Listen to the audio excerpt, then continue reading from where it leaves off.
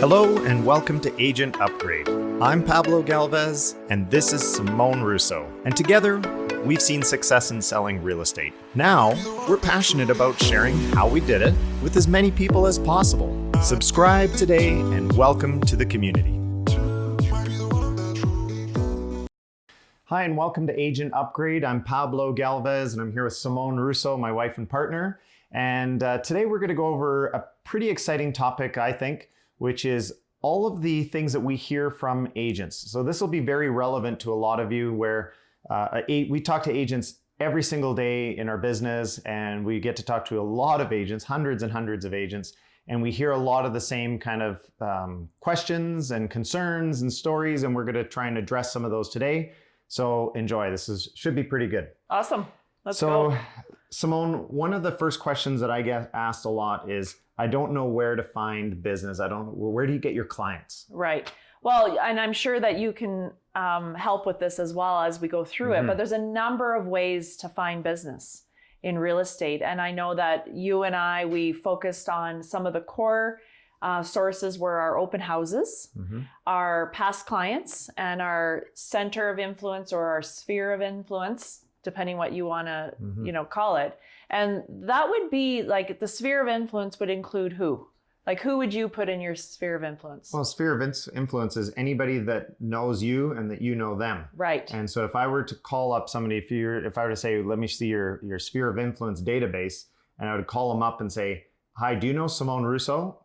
And if they went, no, never heard of her before. Right. Then that's not a sphere of influence. That's not your sphere of influence. So it's not people that your mailman may not be your sphere of influence. Correct. Unless you have that conversation with them and they know your name. And the way I do my little test on sphere of influence to determine if they're actually a part of that group is if I'm in Safeway or Co-op and I've got my cart of groceries and I'm going down the aisle and I see them and they see me, I can say, hey, James, and they go, hey, Simone, right? So it's almost on a first name basis. It's someone that you wouldn't walk past because you know them enough. So anyways, so open houses, past clients, so people that you've done transactions with, and then your sphere of influence.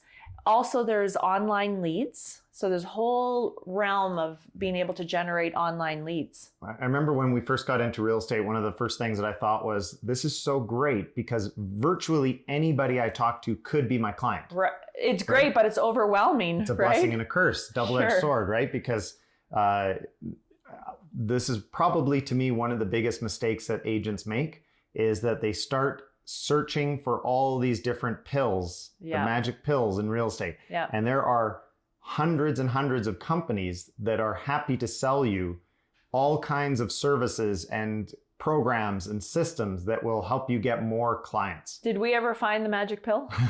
Yes. Oh, we did? Okay. It's called hard work. Oh, right. Right. So I think it's just really important when you're starting out as an agent, pick something and stick to it. Right. Quit looking for all the different answers and, follow someone, whether it's a mentor or a coach or someone that's in your business, in your industry, or another agent who you can ask and reach out to and say, what did you do?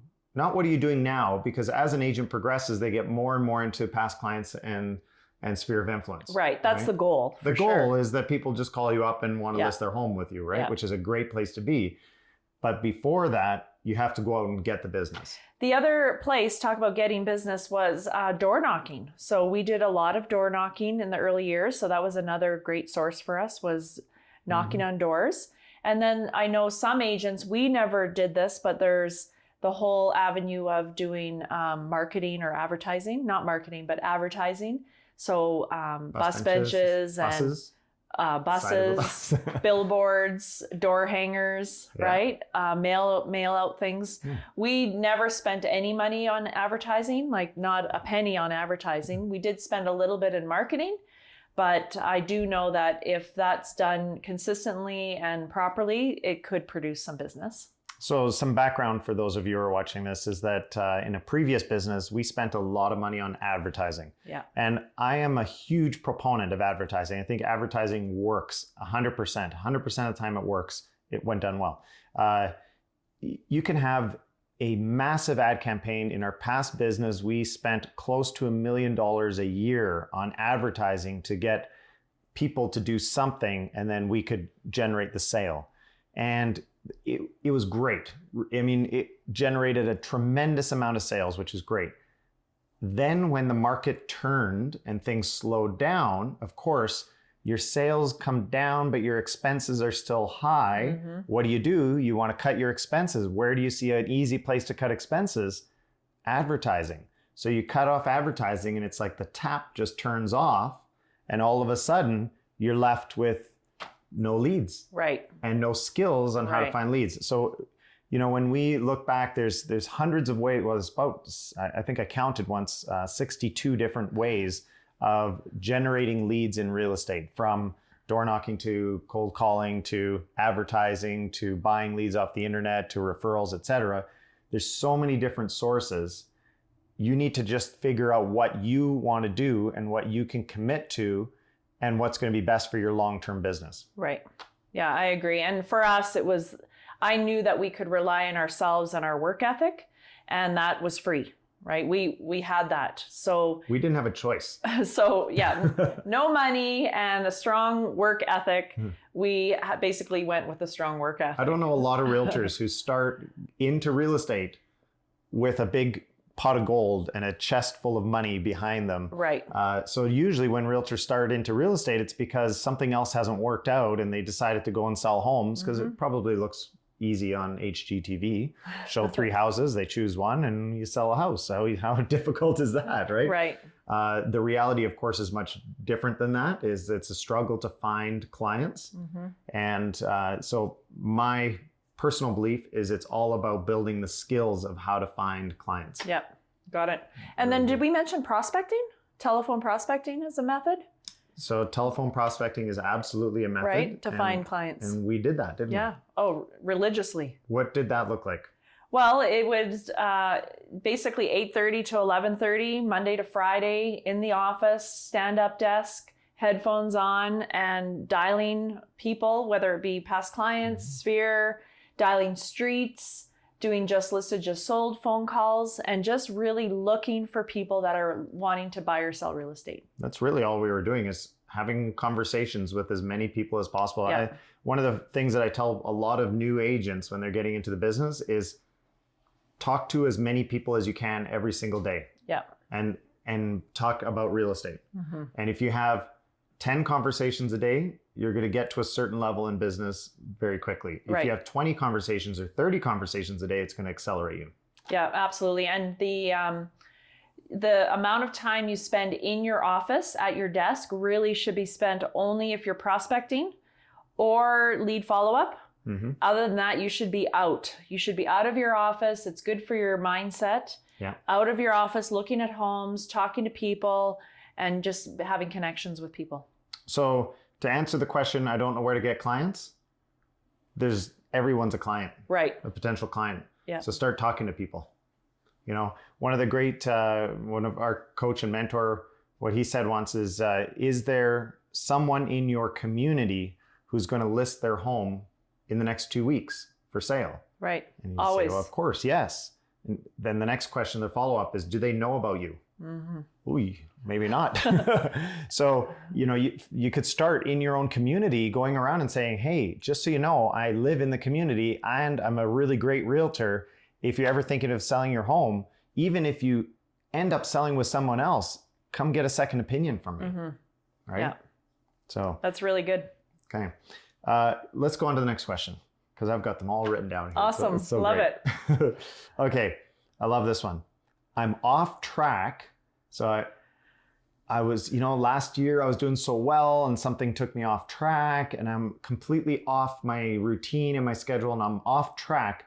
How do I get back on track? Oh gosh, that's a big one, right? And I know I can relate to that. Just recently, you and I, we sat down and basically looked at what I was doing on a daily basis in order to generate and keep going into bigger realms with our business, right? So I think the first thing really is to recognize that you're off track. Sure. 100%. And so once you really recognize that you're off track, then hopefully you have someone, like I have Pablo, I've got business mentors as well. But then you want to lean on them to just kind of have a sounding board, someone that you can talk to about that. Yeah. So recognize you're off track, have someone that you can talk to or have a group that you can be connected with. That's really important. And that you have the confidence to reach out and say, hey guys, I'm struggling. Yep. I need help. I need help. It's amazing how much people would love to help people Right. Yeah. if they knew. And I was speaking to an agent this morning. I had a 7 a.m. phone call with her. And she basically, 2 things really smart. She reached out to me because she was struggling. And we set up a time to call. And then when we did get on the call to talk about her business and how to potentially get her back on track, she was real with actually what she had been doing and had not been doing. So you have to be really clear with the fact that, I know when you asked me about my activities, right? And you said, so what have you been doing every day, Simone? And so I had to get really real with myself of what activities I was doing and how that affected my production. And maybe that's just a general life thing, is getting a little bit more real with your answers. Yep. How are you doing? How's the market, Simone? Oh, everything's great. Everything's great. We're always great. How things are really going. Well, I'm struggling. It's tough. Yeah, and not to get negative, No. right? Because that's certainly, you don't want to go down that rabbit hole, but you want to really get clear on that things are not maybe going well. So once you determine that and you have someone that you can connect with or have a group that you can connect with, maybe you're in a mastermind, hopefully maybe you have an accountability partner, you have to get real with them.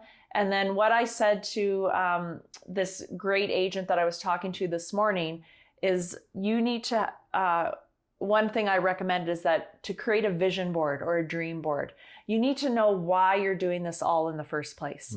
So if you don't know where you plan to go or where you hope to go, the road will never take you there. So I worked with her, talked to her about creating a dream board or a vision board. And it's really simple. So what that looks like is the way I do my dream board. I know there's a lot of electronic ways to do it in Canva or different software programs. You can do the cut and paste of different visuals. But the way I do it is I go into Google and I just start typing in different words that would produce some images that would relate to what I'm up to. So one of mine, for example, is health and fitness for me, or having a strong, clear mindset. Okay. So one of those was, I know that if I can really do my meditation, which I love, make sure I'm consistent with my yoga. So the kind of visuals that came up were, of course, people doing yoga, people meditating, just like a really nice visual of a forest, something that brings calmness when I look at it, something that will generate emotion. Okay. So I printed out and cut out a whole bunch of photos. And then my next step now is to get my glue stick and then have a big piece of paper. It's usually like this big. Well, we get the ones from Staple, the Post-it note ones, right? So they're like wall Post-it notes and they're, maybe 24 by 36. You can move it around. And then I just glue it on and I do a vision board every year. And what I recommended to this one agent was, because she's in such a funk right now, I said, you know what, do a vision board right now. And she even struggled with that. Like even the thought of like, what do I want in life? Like that stopped her. I said, like when you're in a funk, it's hard to think about the top of the mountain. It is. Like she was just, in a real place where she was stuck. So I said, I just want you to do a vision board for the next 3 months. So don't think about the next year. Don't think about the next 3 years or 5 years. So it doesn't have to be this grandiose vision. Let's get you out of the funk first. So that step one would be, let's do a 3-month vision board. And what does that look like? So we went through that. So she's on top of that. The next thing you want to do to get out of a funk is, once you have your vision board, is you need to then create a schedule that would align with what things you're trying to accomplish, right? So a really detailed schedule. One thing that we personally do is our whole day starts the night before. So we always know exactly what's on our schedule for the next day. And we create a schedule for our daily activities that are most important. And we lump those all into the early morning hours and anything before noon. So by the time we get to 12 o'clock each day, all of our important things are usually accomplished, right? Yeah. I'll take it back a little bit as well, just to kind of chime in, is, you said it's really important to recognize that you're in a funk, Yeah. right? Or that you're in this low time or period, right? I think it's also important to identify what's gotten you there so that you can maybe combat that or create some counter actions to combat that in the future, right? Yeah. So recognizing what got you in. But for me, it's usually when you're in that low spot, you're not connected to your goals. And that's why the vision board is really important, or the dream board. But if you're, one of the great quotes that I always think about in my mind is this, something along the lines of, if the dream is really, how does it go? I can't remember now, but basically when the dream is really important, or when when you're really connected to the dream, the work is very easy, right? Yeah. And it's true in so many different aspects. For example, if you got a really sore knee and a bad back, and you're out hiking in the woods, and all of a sudden a bear starts chasing you, all those pains go away, and you're running the 100-meter dash faster than you did in high school, right? Right. So when the motivation is high, the work is easy. That's what it is. When the motivation is high, the work becomes very easy. And what I always say, when you're in that low funk, your motivation isn't very high. So then revisit your motivation. Why are you doing what you're doing? Are you doing what you want to be doing? What's the vision? What's the end goal? And then connecting the dots backwards to the daily activities that you do that can bring you that level. Yeah, one of the terms, or one of the concepts that was explained to me once from my really great friend John out in Vancouver is about creating a plan and then rolling back the calendar to where you are today. So you basically start with the vision, and then you create the plan rolled back towards you to where you are today. Yeah. And then the other thing I'll just comment on is that we all go through it. Absolutely. The best of the best. I remember one of the great, again, I always have these great things that I follow, but what I try and do in life is you try and shorten the amount of time. Everybody goes through these low points, depression, funks, whatever you want to call them. In life, you just try and shrink the amount of time that you have that happen. Yeah. Right. Just like the negative emotional reactions, somebody cuts you off in traffic and you kind of boil up a little bit and you're like, oh, jerk, or they didn't turn when they're supposed to turn and you're honking. And, if you can start to lower the amplitude of the reaction and the frequency, or is that how it is? Frequency and amplitude of the reaction, then you can start to have a smoother, more consistent life. Right. And I know on the outside, often I know I do this. I look at others thinking they've got it all going on and they're all put together.